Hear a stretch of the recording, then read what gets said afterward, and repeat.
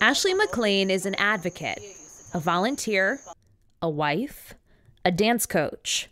But first and foremost, she is a mother. I always say my daughter made me a mother and my son made me a stronger mother. And she says being a mother is her most challenging role yet.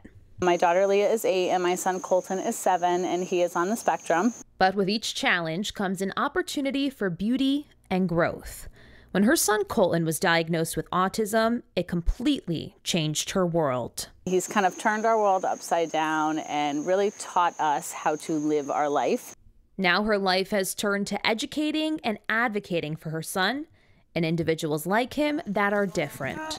I want this. Okay. Just about a year ago, she started her nonprofit organization, Beyond the Horizon, which provides advocacy, education, and inclusive opportunities for those with different abilities. It's from the inadequacies that I saw in his life and the support that he needed, the friendship building that he needed, the lack of education to the first responder community about my son is really what prompted us saying, okay, we're going to do something and we want to make a difference. The McLean family has experienced those who don't understand autism and what makes Colton special. Just because someone's different doesn't mean that they're wrong.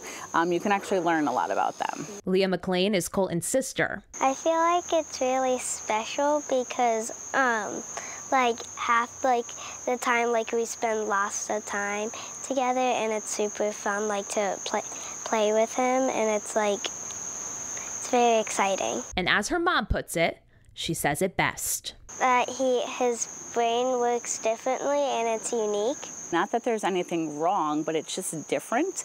And I think that's the best way to explain it. The way that they learn is different. The way that they might understand things are differently. The way that somebody moves might look a little bit different, but that's okay. Everybody's different. She says explaining to your child that some students in their classroom may be different, but everyone deserves kindness. And I really think that, yes, you want to acknowledge that there's a difference in somebody, but you want to treat them just as equally as the next person. She also encourages parents to do their research and ask questions. I always say if you see a child or an adult with a difference, whether it's a physical difference, whether it's a cognitive or intellectual difference, don't just stare. Don't tell your child not to stare, but encourage them to smile, encourage them to wave, and because you don't realize how much those waves don't happen and how much those smiles don't happen. And we all deserve the acceptance of others. In North Branford, Alexa Farrell, Fox 61, Connecticut's news station.